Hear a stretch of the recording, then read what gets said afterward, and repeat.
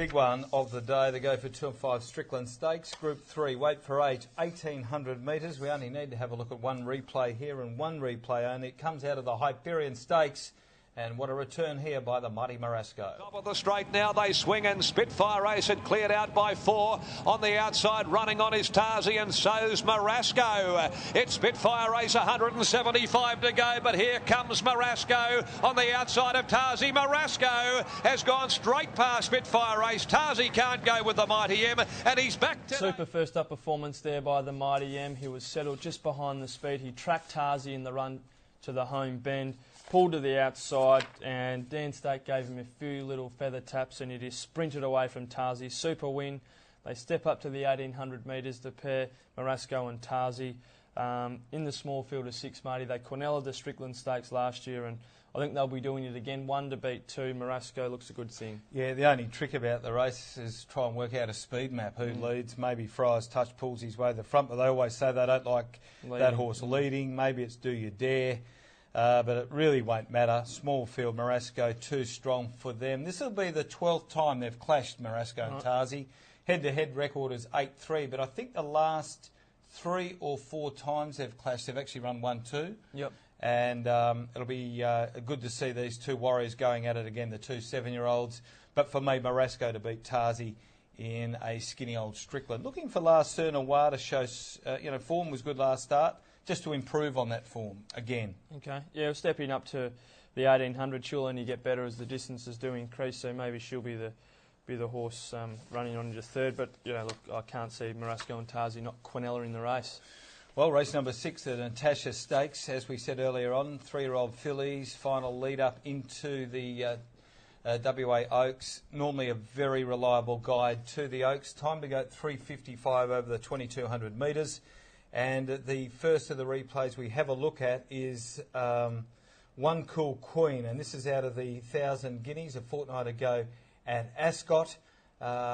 That's her on the outside in the black colours. Look for Your Eyes Only coming out of late, and her noses are out on the line. Back Largo Bell, One Cool Queen's the leader from Significant, and now For Your Eyes Only. She's finishing brilliantly along the inside. She's cut back to the inside. One Cool Queen, For Your Eyes Only. They hit the line. Very good effort there by One Cool Queen. She was set alight approaching the swing for home. She hit the front.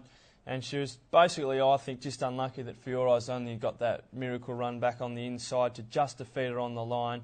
It was a nice effort for a race like this, Marty. Stepping up to the 2,200 metres certainly won't be a concern for One Cool Queen. And there appears to be a bit of speed in the race, so she should be able to settle just behind them. Of the runners behind them, we'll go through them in number order. La Plunge was in 6th position, settled outside the speed. She battled on fairly. The 3 Significant, she's been racing in grand form. She's drawn barrier 8, another horse that will sit just off the speed and be working home powerfully. Heavenly Divine was disappointing. Not a Single Mac finished 4th, came from 13th, a good effort. Broccoletta also won't be concerned by the 2,200 metres. Largo Bell, another horse that came from well back, has drawn barrier 1 in there with some claims. Test Case I thought was the unlucky runner. She was about to let down with her run, just had a bit of trouble with traffic problems. Never Easy will get back. Effort wasn't too bad. Liberty Street and the Sleeping Giant will be some of the outsiders of that race, mate. I think it's certainly One Cool Queen, Significant and Test Case for mine. Yeah, I agree. Broccoletta, as you said, was not a Single Mac wide and working. We go to Pinjarra now and have a look at Tropical Fury. This was her 2nd win on the spin.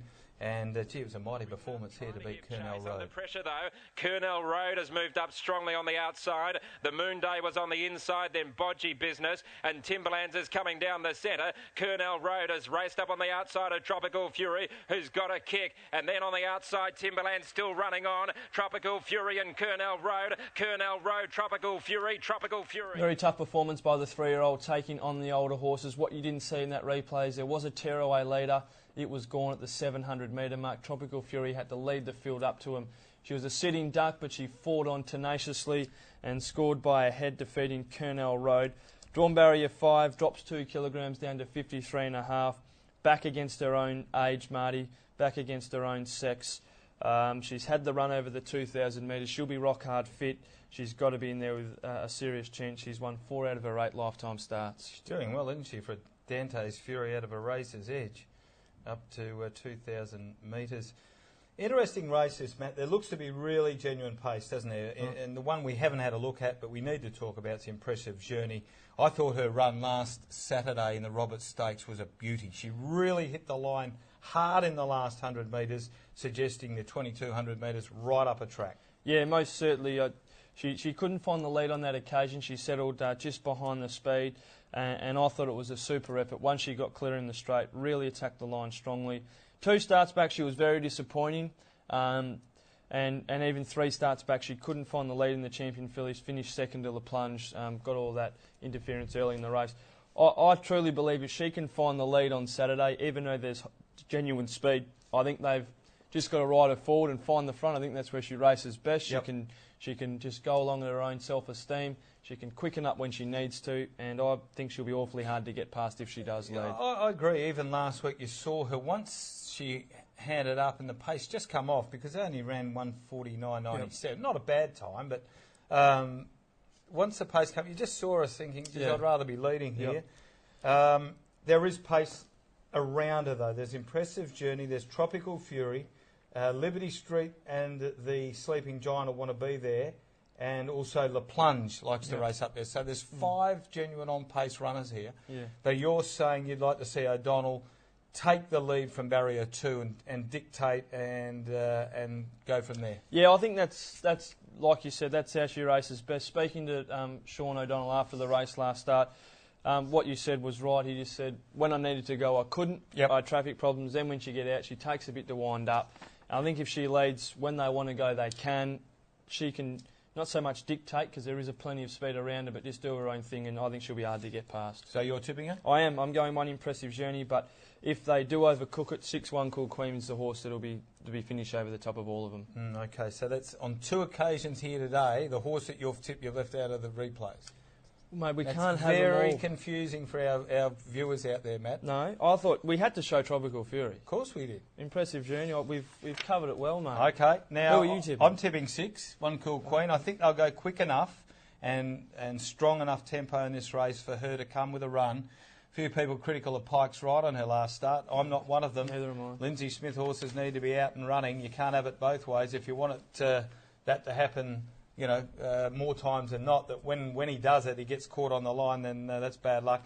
100 metres past the line, she was 3 or 4 lengths back in front, and she'll love the 2,200. Don't forget it was only a half-head margin as well. And a very good horse beater. And if it was roles reversed, everyone's saying it's a good ride, so I think you're being a bit harsh, critics. Yes.